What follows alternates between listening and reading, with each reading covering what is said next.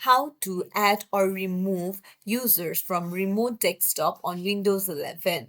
Hey everyone, welcome back to the channel. If you are new here, don't forget to hit the subscribe button and turn on the notification bell to not miss any updates. So, to add or remove remote users from your desktop, you'll need to go to your settings first. So, go to the search and search for settings. Go ahead and open it up and then go to system on the left hand side. So from here, you will need to scroll down and go to remote desktop. And currently, my edition of Windows 11 doesn't support remote desktop, but if your Windows 11 does, then you'll find the add and remove option right here.